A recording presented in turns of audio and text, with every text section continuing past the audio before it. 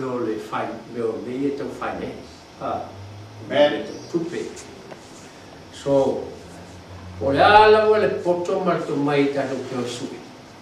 A tatu ha lem tatu le malama metal finance. If we show knowledge and wisdom about finance situation, so we poor.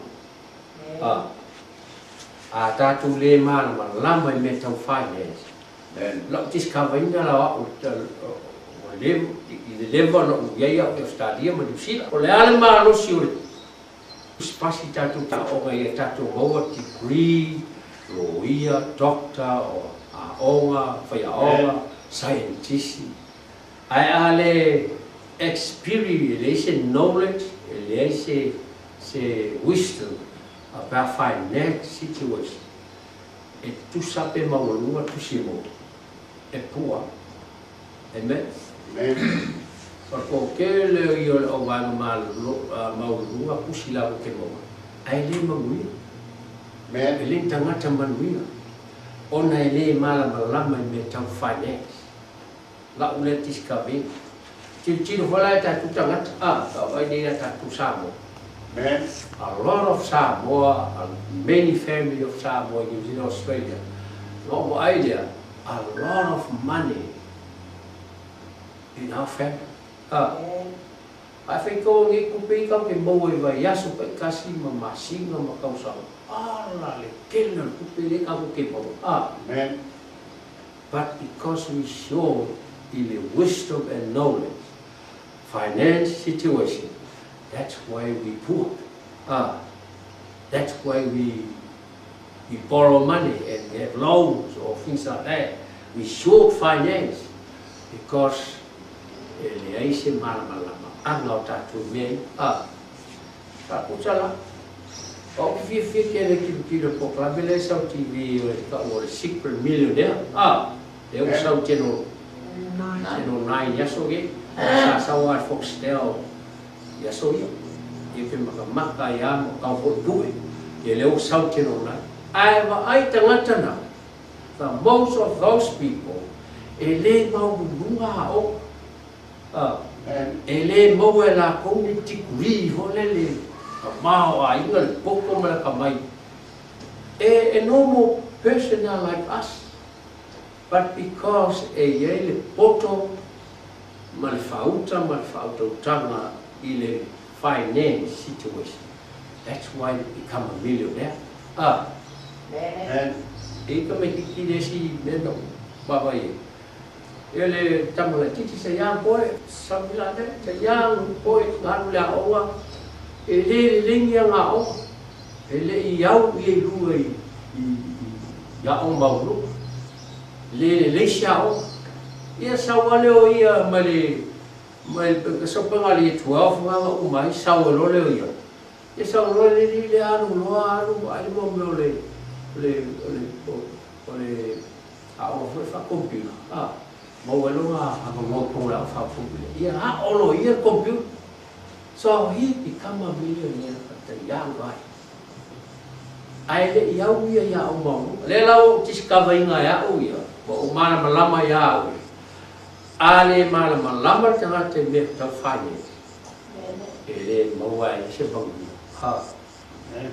Ai le kupela ye sa ko mu se ke o fa ko o ma ho. Ala ile kupele mo ma ko ai ngal vai. Amen. O ko to fi o foi kina mal fala. Aku fa kasi o ka o ko. But because they lack the finance situation, that's why a killing away or make to pay him. My understanding about it. Also, we talk a little bit that to follow away from the tire, you and you often mentality, no water. Yeah, Tosia following a lot. Yeah, Tosia to la floor, but Tosia following a lot. I found Popo in that, I swear, tell him about Tosang, I tell her. Yes, I will over Bella. Toa man o malai tau si tatu kula fono man polo ingan. You know like polo ai mai le tuan ben. Ai kau ke le o mafu faua ya. Mai polo ai le tuan. e ava ia i o voi lau o mal fa polo me o mai tu ona tu lo forseto il mau fa so foto nga o ia lo i fopa o le unga o forseto e representing ai le oa il tamau ainga ia te oi a le wingo le wei fo o le winga ngai e mutuama lie ka ko ingu fa mo nyanga le tu a so le winga nga fa mai lo watani e tawana i te so polo i te so polo fu ma te u polo inga lo ro a ia ala polo i ava ia yo wa na ko a mal fa polo me uma e tu o le winga fa polo me si a ma o me silia ave le tu te ava a e fo mai le e so mele te fa tu fa se e a fe sofi tu le wei fo a ele male ko fa fo tu lo lo tu lo ba mo i wel malo le tu fa per te ngata mo na lui de seito ile ele e a vai ngai foi kaua fa mai ole malo le tu fa usale te malo le alu seito a ai ka wo switch around it fa yu punga a mai le malo le tu fa mo mo le te malo ngai le sa mo ta seito a fa mo ko mai le a ta malo le e sau le malo le tu wana lulu ina saito ele ia nalu lo le mo le po a wala ele au a wana le lo pe fa fe ku be ko foi mai polo le fa tu o fa punga polo fa su fa ku poe ele fa isia o me ngai fa ele tu me la wana le lulu se ka lo le mo ia ala ka au o po ala no ka ala ia o lo ya be de ma ku o lo mo ke ila o ka mo le ku oi ko fu o me me ngalo le se io o yo na po se o le fa ka fu ai ia fu o lo mango le fa ka mango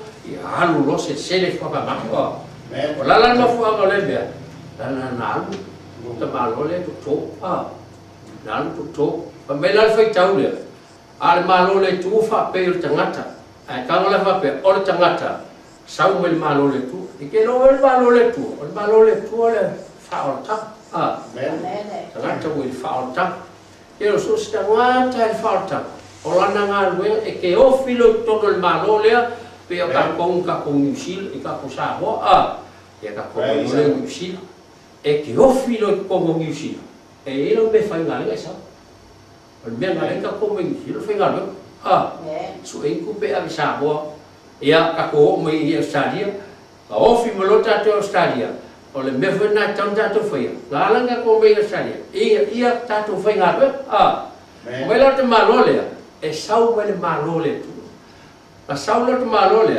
malanga ko sei o langa me fai e lulu so se tangata e tu tono le malole o langa ma le nga fai o le lulu ono le malo le tua e ola e me go o le lulu me e ola Australia e tamau ainga o le fuo le ele e o sami e ola le malo le tua i fua o fatoanga le te lulu e mai o lulu ngalo le moe o le winga tonu ngā finangalo le tua ia tato loa mana malama i le winga o le finance situation le winga ni me ngo fine ya o lo le fu le fata ya nga lo le ka mai ya lu ma ke fa ka bo ku ya pela nga o lai so la lai poco fa wan me ya a le tele a ta to ki ti lo ye pela ma mo wa ku pe fa o le ai fa ka ke lo me ai pa me ma o ma ai le ta mai fule le teu na tupe e ora e la le fai tau mali ngai le mo ti mo teu tau ko ole mo ti mo teu e ono e a fai ko es furval a fai ko es fitu furval e mas fuiva ele fa vai no fai ko ato o ala ga ese mea ga ia mta ga fu ko fa ga inga mele a o le tua soifu o lo fo ai te le mai a tatou me uma lava e fa fia o me uma ia na mai le te tatou mai ka fa fia tatou so anything ka okay the reason to enjoy in a tatou fa fia tatou So ku pela le me le ama. O me le nga me le tu e fa fi hai ta tu. Ya wa ke le ka ku pe o ka se ko fi ali se. If we have plenty money, so I'm so happy and joy.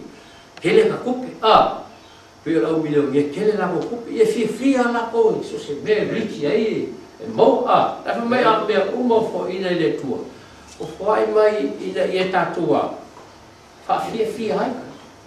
Fa fi ai ta tu ia fa melole foi pospulwa ina ia la toa ngale le yat ia tama ainga inga luenga le ai fa mela le o mai ka ku fi ai lo melo ia a o ka ku fi lo ia ka ko ngale le ku lo a ka to fi lo me o mai le tua la me fa a o ka o fi ka ko a ka ko ngale le yat lo a ku me me si ai la aku le le siu so la mos ku finge la mos tina mos taman la ringa o anga le ya mai le si so wal foi u pule ia tama ainga inga ruenga le pa yo inga le mai le tu mai ka ku ma ainga be la ruenga o mai le tu ta te nga ruenga finga ruenga mau wai ta tu tupe mau wai se le mai ia ta tu tama ainga ya mele yepi kita ko nga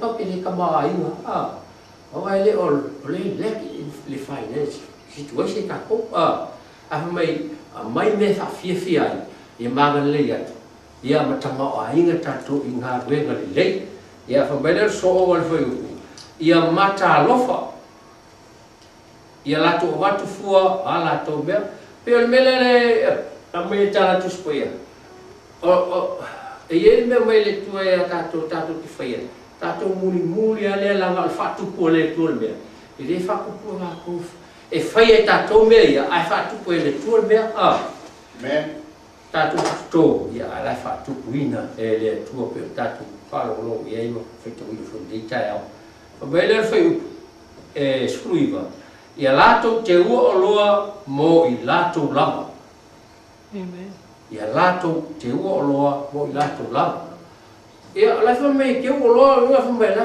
me ke no kupe ia wa ka wa lo ni so kupe ma ia lato te ua loa mo i lato la so ta ko ai nga lu fu mi ta tu o su le ta ya ko ta tu kasi ko nga ke kupe ko nga ke kupe ia le tala le si te ma pa le o fa lo e sil ma le ia more money in the bank than the money in the hand. Ia kele kupel bank, ai ki kupel live aisha wa more money in the hand. So no money put in the bank. Awa perkele lor kupel le lima. Paulon me fai. Ola fa wa ke yang spend one like ki kupel lima. Ai aku le bank. Pi fai kanga e me kala mai wa ka fai ni so ka wa le ke kaya bu le ska van. Amen. Ya vela le la ke o kaya na he vela le la ke ro u le pek pe fe kanga ko lo o le me a ku le pek i lo le me le ku le lipa fa mai la ia te ua mo i la tu lava ia la tu te ua o loa mo i la tu lava pa so o le fa vai le lei mo aso a tadi ke lo ke o lo ke o ku pe o le fa vai le lei amen. Very good foundation if you put your money in a bank. If you keep bank the money. For mai ole fa vai le lei o se me le lei mo aso atali ole winga aso atali lo for your future. Mo le luma ngai mo le kemi le luma a ke o kupe o se fa vai le lei al nga mo le kemi le lu ele me kupo mai ala ya ka mai o ma liu ko ima men ia lo pulpe ele sempre oia ele que o sempre o se fa vai le dei ele chegou e a vai lá surru que ia lá foi longo o cu e vai o some please can you help my problem so my dad or my father or my mother or my uncle my sister my auntie my brother is dead or dying ya ese ala le mo fususu roi la ele o ke ua se mea o se fa vai le lei mo aso atadi o te bile le fe me fe tau mai teu o lo mo la to lava o le fa vai le lei mo aso atali ia vala so wa foi pule ina ia la to feta mo fiatu ila le e fa va vai lá e lo e afet lo o le fa lo wan lo le fa va pare ki mo yo Amen. e afet lo wan lo le fa va awanga ngala kuai le se kupe fe o so fa isu lo la la me la ku lo wala i le le fa va le wele lo pola me la ka wi e ia ma pe e ia ile mo ile tu pe wa makaloa fe sa si ai le ala le ola fa va o le se be tamo ia ka mai ina ia lato fe tango fia ola fa va o le si translation le lo fa va le ina ia lato fe tango fia i le o langa le le solo so fole do mo lo fita le do so se mea e ma fai ga tamo ia so o se fe au le mo tato le lita ia amen o se fe au le mo tato le lita ia ina i tato loa le taua tele o le mele o le finance ia tono le o tato ta noe winga ta finance e taua tele le mele o le poto ma to mai le kiua fe mai ia te uto le poto e ate utou le fautouta anga mea e mangi awangi fa pelo le fa va me fa le ngale kawanga le ta ko me le lo la ki wa tino le ta tu te ia po poto le fa na le tua ia po poto ta ngata le tua ia po poto ta ngata le malo le tua pe ia ka malo le sa balang kam sai sa lo le lu awa ta malo le ele sa mai Australia ele sa mai New Zealand ele sa mai Samoa po Amerika po Hawaii o me la tu mo Samoa ele sau se nu onu ngama malona e sau le malo le tua lo vinga e sau le tangata o fa o leina wa ve o io tangata le tu ola na miola bala na tula pola na nueva para na venga foi o le lu saito amen praise Allah wa le malo le tua e ola i le lu saito o le mele manui le malo le tua o le lu saito hallelujah amen ia na vai le tama ai nga tato ia o se ona tu na ta yao amen pa tu i fu tato lo le ala fu tato solia ina ia tato mu fu i polo ingo tu la folo le tua ia malana fatu no ala le tu spa ia ona fa penale le tato ia se tau mo tato ia e ata mai ia poto mata mai ia fa ne and lo income fa pia i si ke fa o i kupe ye le ka u si le tu o io si le tu tupe o bena mai le tu wai le no stupe magapo e o la mebu e o kiki au kapo la we need money but we must have a wisdom or knowledge about the finance situation ia tatu mal malama ia tatu le o le ale e fai mo fie le o malama o tatu le pere ia ska ko kusi pasi pere ka ko fai longa mo me fa pena ai pouco finance e ka mau ai le policy me e ai lona ta mau ai nga pe o tatu ai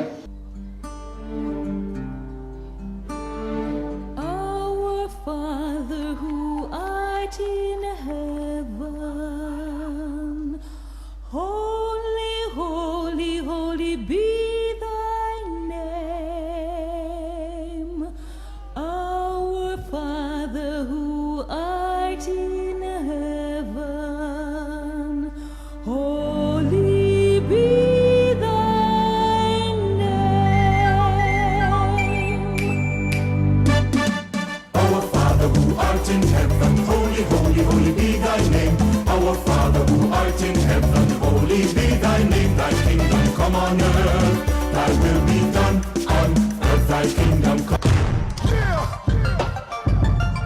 Let's go.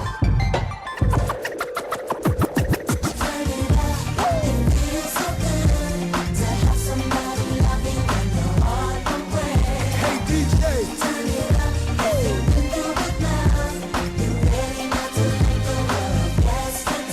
If you can hear me.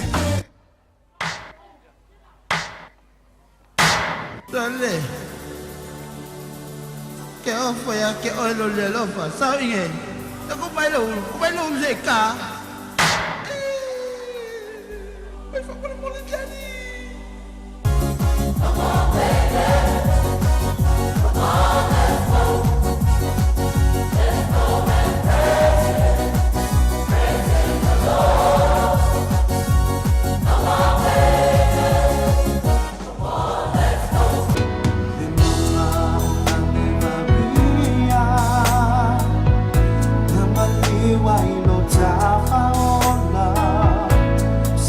So fai ngata fa anon go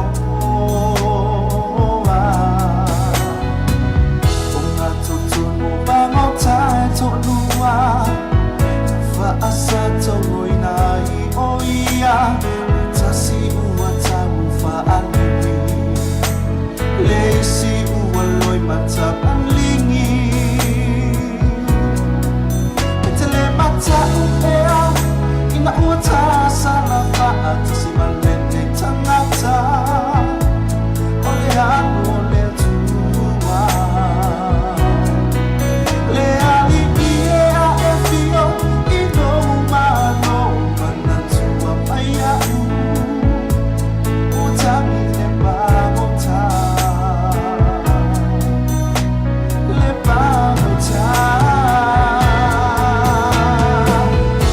anak tua maya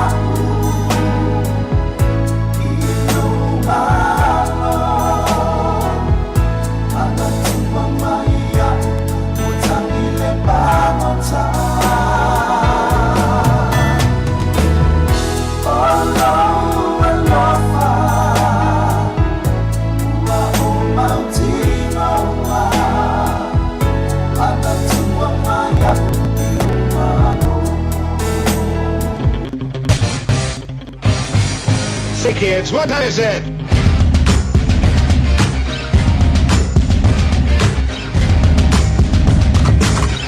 Okay, I'm reloaded.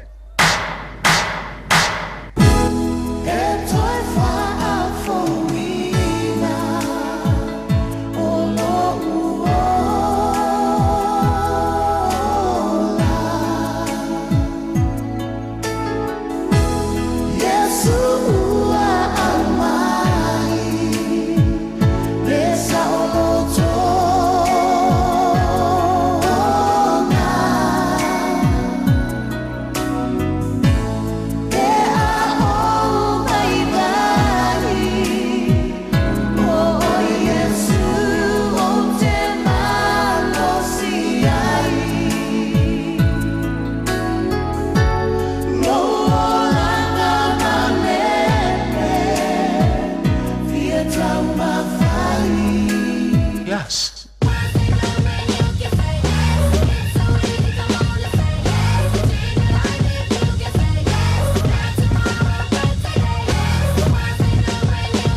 Yes. Ave amor, ave amor, ave amor, ave amor, lo lama, fifa alma, ave